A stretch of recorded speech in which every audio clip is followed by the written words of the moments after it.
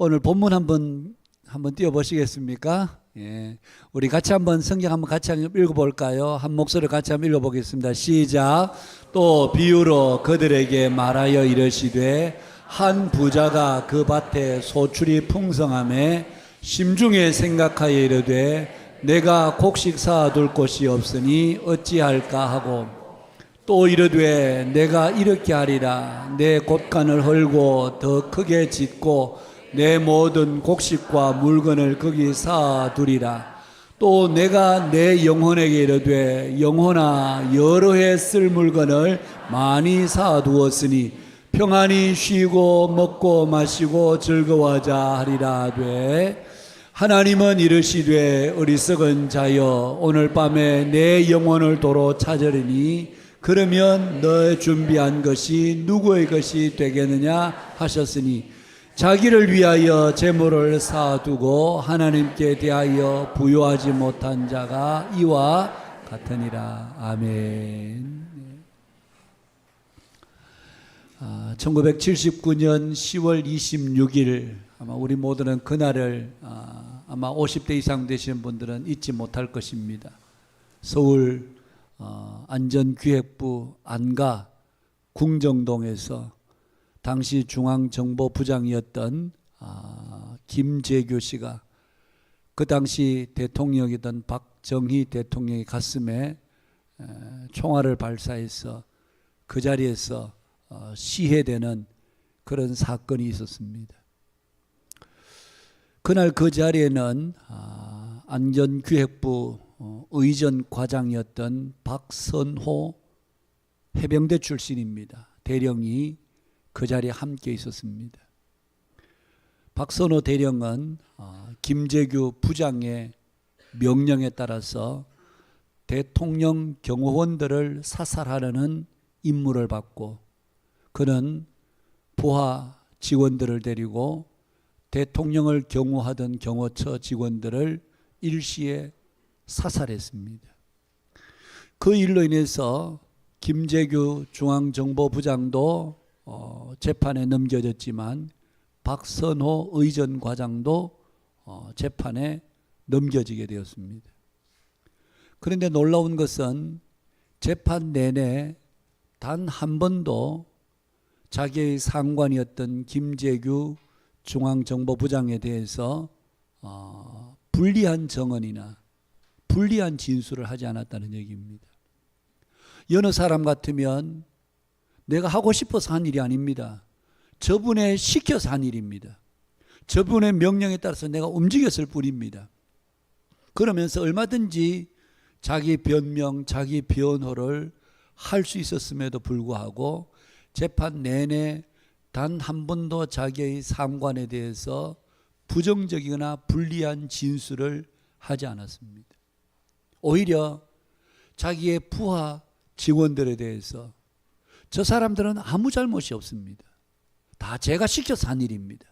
그러니 저들을 살려주시고 저들에게 선처해달라. 그러면서 법정에 서 있는 재판관들에게 선처를 부탁했습니다. 그러면서 그가 남겼던 유명한 말이 있습니다. 한 번 해병은 영원한 해병.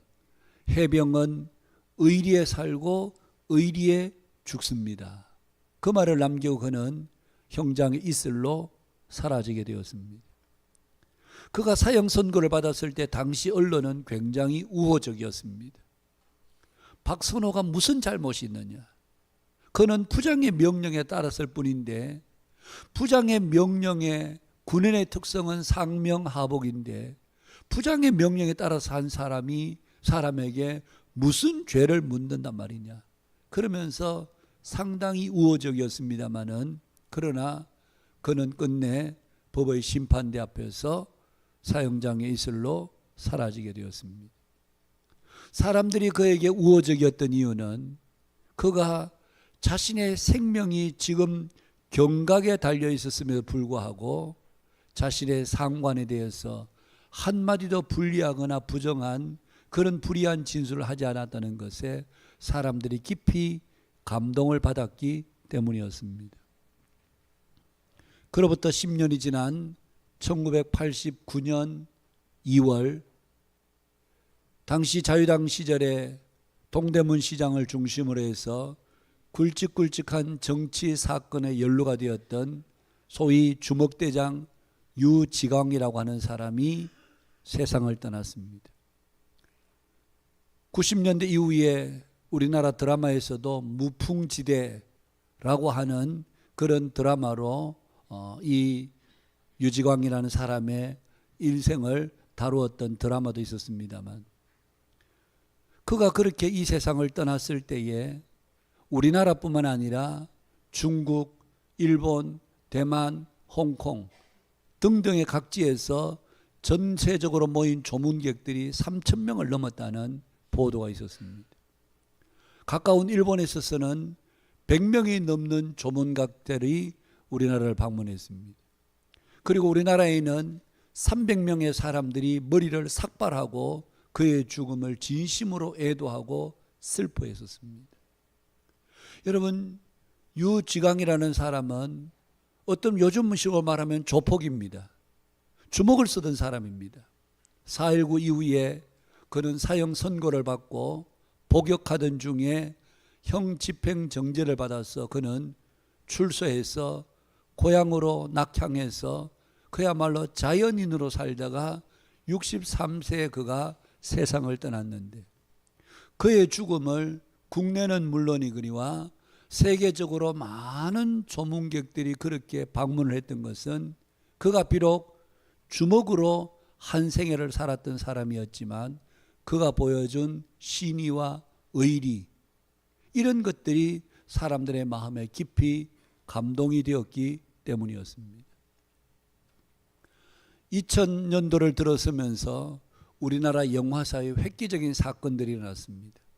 그 전까지만 해도 웬만히 잘 만들었던 영화도 50만, 60만, 200만 막 그 정도 선에서 한국 영화의 관객 수가 이루어졌는데, 2000년대가 들어서면서 관객 1000만 시대가 도래하게 되었습니다. 물론 복합 상영관 덕분이기도 합니다만 2004년도에 실비도 그리고 태극기 휘날리며 이런 영화들은 1000만 관객들을 훌쩍 넘었습니다. 그야말로 한국 영화계의 큰 획기적인 사건이었죠. 그 시발점이 2001년도에 우리나라의 영화관에서 상영되었던 친구라고 하는 영화, 아마 그때 당시 많은 분들이 보셨으라고 생각합니다.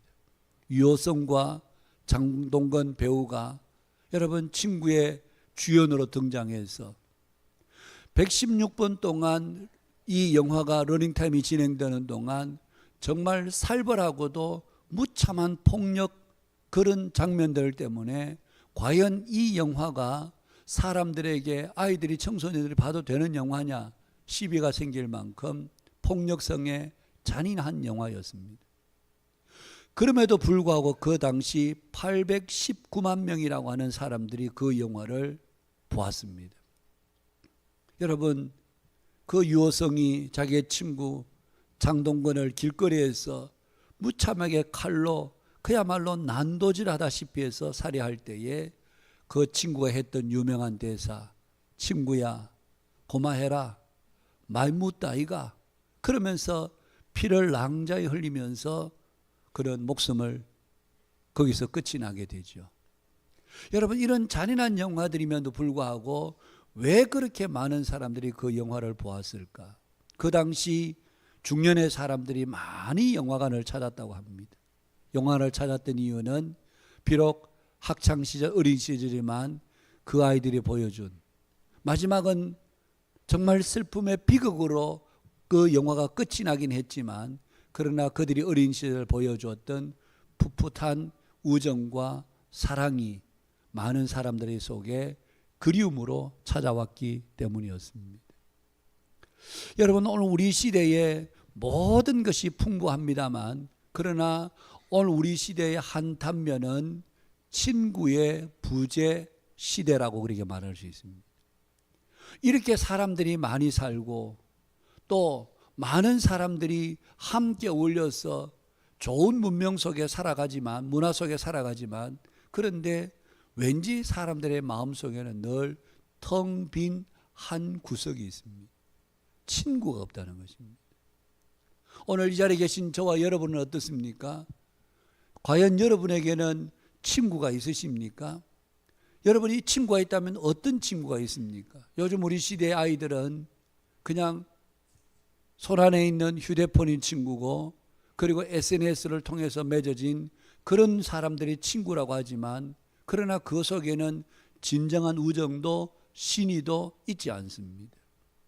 일시적으로 잠시 만나서 서로 뜻이 맞으면 친구 삼는 것 같지만 그 속에는 진정성도, 그리고 진정한 사랑도 우정도 존재하고 있지 않습니다. 그런 의미에서 보면 오늘 우리 시대는 친구의 부재 시대가 확실하다, 그렇게 말할 수 있습니다. 이런 친구에 대한 그리움을 시인 김종성 씨는 이렇게 시를 지었습니다. 방송실에 시를 한번 띄워주시죠.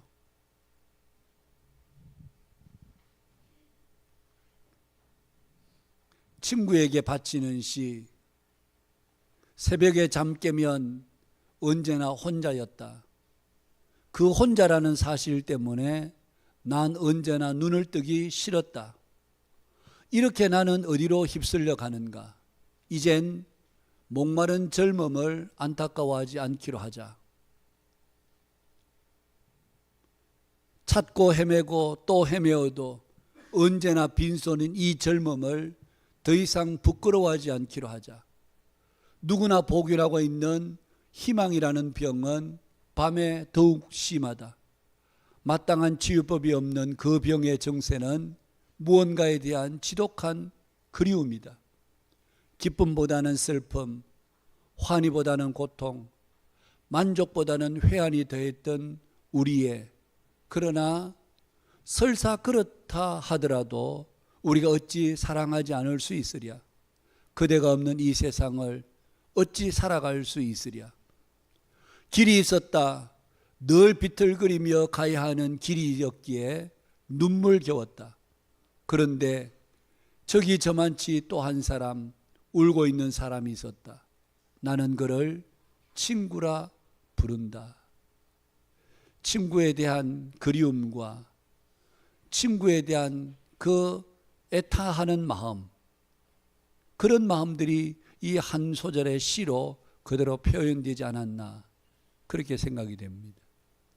그런가 하면 1989년에 이 세상을 떠난 독립운동가였고 사회사상가였고 저술가였고 언론인이었던 함석헌 선생님, 우리나라 사회에 이런저런 면에 크게 영향을 끼쳤던 분이라고 할 수 있죠.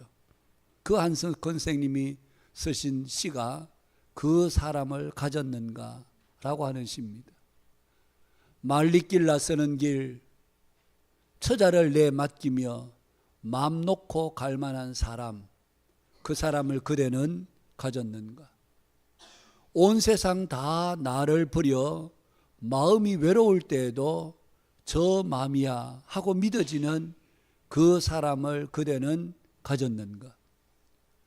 탔던 배 꺼지는 시간, 구명대 서로 사양하며 너만은 제발 살아다오 할 그 사람을 그대는 가졌는가. 불의의 사형장에서 다 죽여도 너희 세상의 빛을 위해 저만은 살려두거라 일러줄 그 사람을 그대는 가졌는가. 잊지 못할 이 세상을 놓고 떠나려 할 때 저 하나 있으니 하며 빙긋이 웃고 눈을 감을 그 사람을 그대는 가졌는가. 온 세상의 찬성보다도 아니 하고 가만히 머리를 흔들 그 한 얼굴 생각에 알뜰한 유혹을 물리치게 되는 그 사람을 그대는 가졌는가. 어쩌면 오늘 우리에게, 당신에게 친구가 있습니까? 어떤 친구가 있습니까? 이런 친구가 있습니까? 그러면서 한 소절 한 소절마다 우리에게 어떤 친구를 가지고 있는지 비수같이 우리 가슴에 찌르는 그런 질문들이라고 할 수 있습니다. 여러분, 오늘 우리는 다 이 나그네 인생길, 오늘 앞서 우리가 드라마를 통해서 보았습니다마는 무거운 짐을 지고 어디로 가야 할지, 내 어깨에 내 등짝에 지워진 무거운 짐을 어떻게 해야 될지 모르며 방황하는 인생으로 우리가 일생을 산다고 해도 과언이 아닐 것입니다. 나름대로는 잘 살고 있다고 생각하지만 그러나 삶의 내면을 들여다보면 모두가 다 한 번 사는, 한 번 가는 인생길이기에 모두가 다 방황하고 있습니다. 가정생활도, 직장생활도, 아이들을 키우는 것도, 우리의 미래도 모든 것이 불확실하고 무엇을 선택하고 어디로 가는 것이 가장 바른 길이고 제대로 된 길이고 제대로 사는 삶인지 우리는 그 어떤 곳에서도 답을 찾지 못하고 방황하고 헤매고 있는 삶을 오늘 이 시간 저와 여러분이 살고 있다, 그렇게 말할 수 있습니다. 그런데 이러한 우리의 인생에 삶의 동반자가 있습니다. 바로 예수 그리스도이십니다. 오늘 드라마에서 그 노인이 젊은이에게 너의 인생길에 등불이 되시고 빛이 되어주시는 바로 그분이 예수님, 너의 인생의 앞길을 비춰주신다. 그러면서 그 예수님을 소개했는데 바로 그 예수님이 오늘 저와 여러분의 인생에 진정한 동반자가 되어주시고 길이 되어주시고 빛이 되어주시는 겁니다. 그래서 주님은 성경에서 나는 너희의 친구라 그렇게 하셨습니다. 나는 너희들의 친구다. 그러면서 주님은 늘 우리와 함께 해 주시겠다, 그렇게 약속하셨습니다. 여러분, 오늘 우리가 읽은 본문에 보면 한 부자가 나옵니다. 이 부자는 농사가 아주 많았습니다. 자연히 종들도 많이 있었겠죠. 이 부자는 종들을 어떻게 부려야 될지 잘 아는 부리였습니다. 그래서 그의 얼마나 농사가 잘 되었던지 곡식 소출이 그야말로 산더미를 이루었습니다. 그래서 그는 생각합니다. 이렇게 많은 곡식을 내 작은 창고로는 도무지 쌓아 놓을 수 없으니 창고를 더 크게 짓자. 그리고 이 모든 곡식을 거기에 가득 쌓아두자. 그러면서 자기 자신이 자기에게 그렇게 이야기를 합니다. 내 영혼아, 여러 해 동안 쓸 물건을 가득 쌓아 놓았으니 이제는 평안히 쉬고 먹고 마시고 즐기자. 이제는 부족함이 없다. 그러면서 그는 스스로를 만족해 할 때에 하나님께서 그 사람에게 말씀하십니다. 어리석은 자여. 세상적으로 보면 굉장히 지혜로운 사람 같은데 하나님이 보실 때는 어리석은 자여. 오늘 밤 내 영혼을 도로 찾으면 이 모든 것, 너가 준비한 이 모든 것이 누구의 것이 되겠느냐. 여러분, 이 부자는 주님이 보실 때에 어리석은 사람이었습니다. 이 부자에게는 이웃도 없고 친구도 없고 오로지 자신밖에 없었습니다. 그래서 성경에 보면 내가 계속해서 자신만 강조되고 있지 그 주변에 그에게 친구가 될 만한 어떤 사람도 나오지 않습니다. 여러분, 오늘 저와 여러분의 인생에 진정한 친구가 있으십니까? 오늘 이렇게 행복나눔 전도 축제를 통해서 여러분들을 모시고 드라마를 함께 보고 또 찬양을 함께 듣고 말씀을 전하는 것은 바로 우리의 인생에 진정한 동반자, 우리의 진정한 친구를 여러분들에게 소개하기 위함입니다. 우리는 외롭습니다. 우리는 힘이 듭니다. 아무리 그 사람이 돈을 많이 가졌건 아무리 지위가 높건 어느 사람 치고 이 세상에 사는 사람 중에 어느 누구도 외로움과 두려움과 사랑의 갈증과 우정에 대한 그런 갈망을 가지고 있지 않은 사람이 아무도 없습니다. 그런데 해결할 길이 없습니다. 오직 예수님만이 우리의 삶의 진정한 해결자시라고 성경이 우리들에게 말씀해 주고 있습니다. 주님을 우리 가운데 우리의 마음에 영접하는 순간 우리의 삶은 변화됩니다. 오늘 드라마에서 이 젊은이가 우리가 보기에는 한순간 변한 것 같지만, 그러나 실제로 많은 그리스도인들 가운데 지금까지 살았던 삶의 방식과는 다르게 예수님을 만나고 그 인생이 180도 바뀌어진 사람들이 한두 사람이 아닙니다. 예수님을 그 마음의 주님으로 영접하고 나자 예수님이 우리의 삶에 들어오셔서 우리의 삶의 모든 무거운 짐들을 벗겨주니, 첫 번째는 얼굴 표정이 바뀌어집니다. 삶의 자세가 바뀌어집니다. 미래에 대해서 염려와 불안과 두려움이 다 떨쳐버려지게 되고, 진정한 자유, 진정한 평안, 진정한 안식이 그 속에 누려지게 됩니다. 이분이 바로 그리스도 예수님이십니다. 사람들에게 예수님을 이야기하면 하나님의 존재를 믿을 수 없다고 이야기합니다. 여러분, 하나님의 존재, 그러면서 간혹 그렇게 이야기를 합니다. 하나님 한번 눈으로 보여봐라. 보여보면 내가 믿을게. 아니, 하나님이 계시다는 것을 네가 한번 증명해봐. 그러면 내가 하나님을 믿을게. 종종 그렇게 말씀하는 분들이 계십니다. 그런데 그 질문을 그러면 바꾸어서 하나님이 계시지 않다는 것은 증명할 수 있을까요? 하나님이 계시지 않다는 것은 여러분 우리가 나타내 보일 수 있을까요? 없습니다, 여러분. 하나님이 계시다는 것을 눈으로 보여줄 수 없는 것처럼 하나님이 계시지 않는다는 것 역시 증명할 수 있거나 눈으로 보여줄 수 있는 것이 아닙니다. 믿음은 선택이라고 할 수 있습니다. 여러분, 오늘 우리가 살고 있는 이 우주는요, 정말 광활합니다. 이 우주는 끝이 없습니다. 여러분, 이 우주 가운데 우리 태양계, 수, 금, 지, 화, 목, 토, 천해명, 우리가 중고등학교 때 배웠던 지구과학 시간에 배웠던 이 태양계를 구성하고 있는 이런 태양계와 같은 이 은하계가 이 우주에는 1000억 개가 넘는다고 그렇게 이야기합니다. 그래서 우리의 상상으로 불가합니다. 그런데 이 넓고 넓은 우주에서 여러분, 사람이 생존하고 살 수 있는 것 딱 한 곳, 지구밖에 없습니다. 지구라는 행성에 사람 80억이 넘는 사람이 살고 있는 것 외에 이 우주의 어느 곳에도 사람이 살 수 있는 곳은 없습니다. 천문과학자들이 여러분 우주선을 날리고 허블 망원경으로 혹시 지구와 같은 똑같은 그런 우주의 다른 행성이 존재할까? 그러나 돌아온 대답은 없다는 얘기입니다.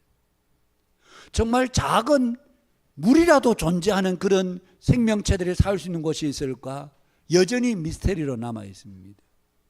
여러분, 이 우주에는 지구와 같은 곳이 없습니다. 그래서 천문과학자들은 묻습니다. 어떻게 해서 이 지구는, 이 우주에서 지구만이 사람이 살 수 있는 곳입니까? 물어보면 과학자들에게서 돌아오는 대답은 모른다.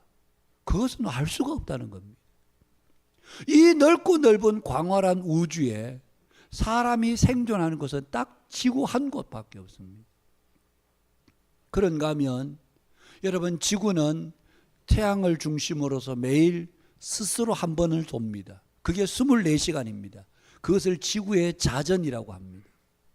그런가 하면 매일 자전하면서 또한 태양을 중심으로 한 바퀴 9억 6천 킬로미터를 이 지구는 돌고 있습니다. 여러분, 1년 365일 동안 태양을 가운데 놓고 이 지구가 도는 속도가 9억 6천만 킬로를 도는 속도가 시속 11만 킬로를 달리는 속도로 지금 달리고 있습니다. 우리 몸은 전혀 속도감을 못 느낍니다. 여러분, 시속 11만 킬로면요, 우리 KTX가 300킬로입니다. 그런데 KTX 300킬로 달리는 속도에 350배의 속도로 지금 1시간 동안 달리고 있는 겁니다.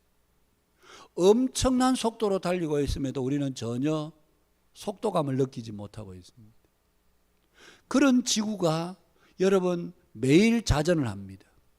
24시간 하루에 1600km를 이 도는 속도가 그렇게 달리는데, 시속 1600km로 그렇게 돌아가는데, 여러분 지구가 매일 자전하는 동안 벌써 수십 수백 년 수억 년을 지나오면서도 이 지구는 단 1분 1초도 틀리지 않았습니다.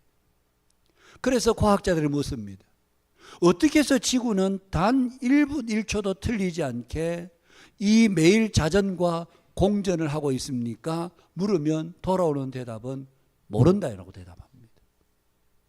여러분, 다른 모든 행성들은 다 바로 서 있습니다. 축이 바르게 되어 있습니다. 그런데 지구만 이 축이 23.5도 기울어져 있습니다.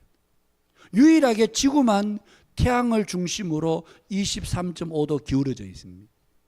만약 이 지구가 태양을 중심으로 바로 서 있다면 이 지구는 사람이 살 수 있는 곳이 되지 못합니다. 북극과 남극만 존재하지 생명체가 살 수가 없습니다. 그런데 절묘하게 23.5도를 기울여서 태양과 적당한 거리에서 그렇게 돌아가고 있기 때문에 이 지구에 오늘 저와 여러분이 수많은 생명체들이 존재할 수 있는 이유는 지구가 그렇게 기울어져 있기 때문에 그렇습니다. 그래서 과학자들에게 묻습니다. 왜 다른 행성들은 바로 서 있는데 지구만 23.5도 기울어서 태양 주위를 돌까요? 그러면 돌아오는 대답은 역시 모른다입니다. 여러분, 우리가 아는 것보다 사실은 눈에 보이지 않는 모르는 것들이 너무너무 많습니다. 그런데 성경은 태초에 하나님이 천지를 창조하시니라. 성경 첫 장을 열면 태초에 하나님이 천지를 창조하셨다.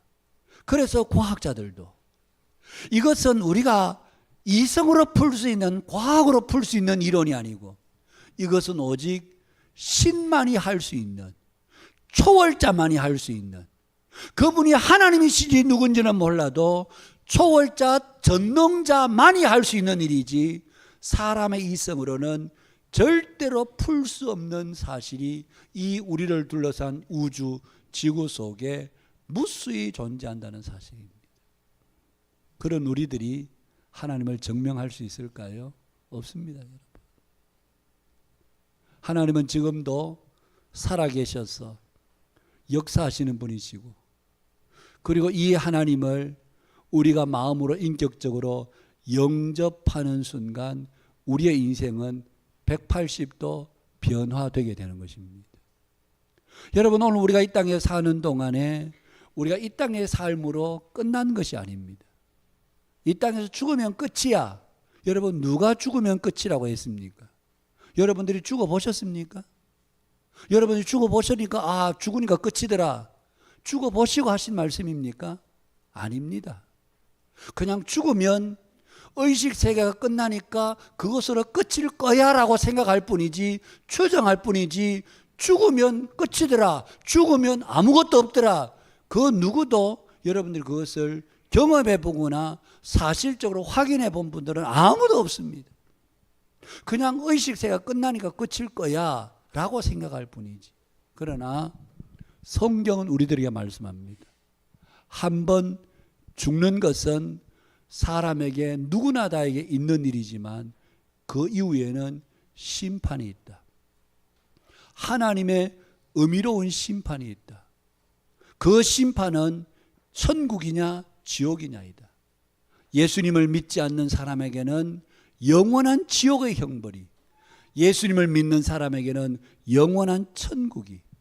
그래서 길거리 어린아이들이 묻습니다. 얘들아, 지옥이란 이런 것이야. 지옥은 말이야, 꺼지지 않는 불구덩이야. 거기에서는 영원한 고통을 받아. 그런데 천국은, 거기는 해와 달이 필요 없는 곳이고, 거기에는 아픈 것도, 눈물 흘리는 일도, 괴로워하는 일도, 답답한 일도 없고, 거기에는 영원한 영광, 찬송이 있는 곳이야. 그러면서 아이들에게 묻습니다. 너 지옥 가고 싶니? 천국 가고 싶니? 그러면 어린 아이들이 할 때라도 말귀를 알아듣는 아이는 내 천국 갈래요. 그렇게 하지 열이면 열 어느 아이도 나 지옥 갈래요 라고 하는 아이는 아무도 없습니다. 여러분, 코 흘리게 어린아이도 천국이 어떤지 지옥이 어떤지 설명해 주면 누구나 다 천국을 가고 싶어 합니다. 오늘 저와 여러분에게 바로 이 선택의 길이 놓여 있습니다. 여러분들이 예수님을 선택하는 순간 여러분에게는 영원한 생명 천국의 길이 열리지만, 그러나 예수님을 외면하는 순간 우리는 영원한 지옥의 길로 가게 됩니다.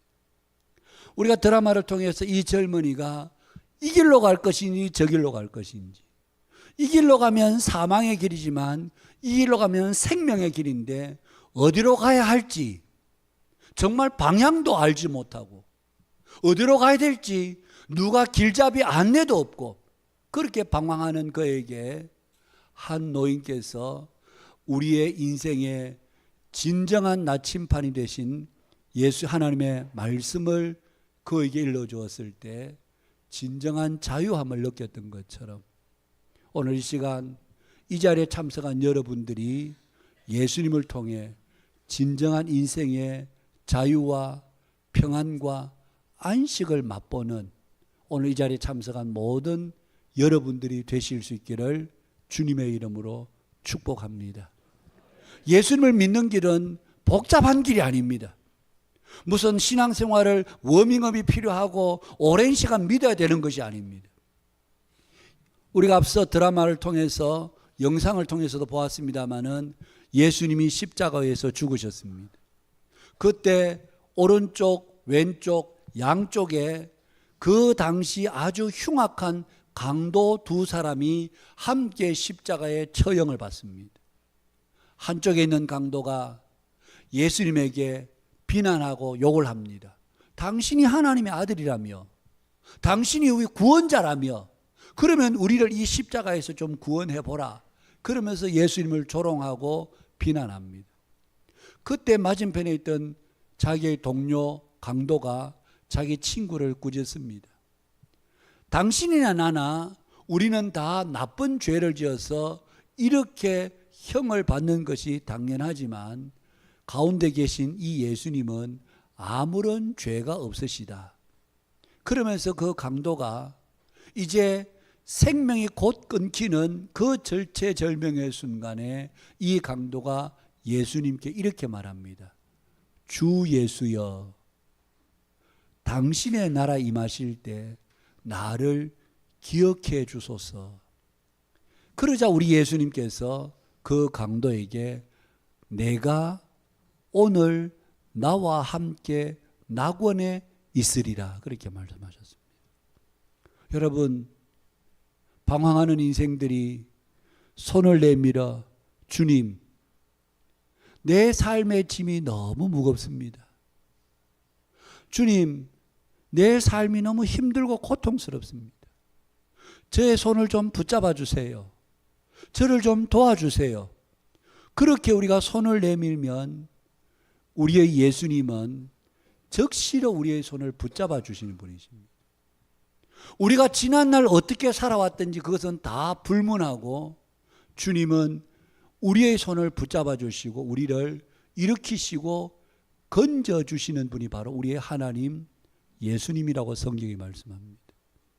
그래서 오늘 이 시간 여러분들에게 그 예수님을 전하고 오늘 여기 오신 모든 분들이 그 예수님을 진정으로 만날 수 있게 되기를 저희들이 간절히 기도하고 있습니다.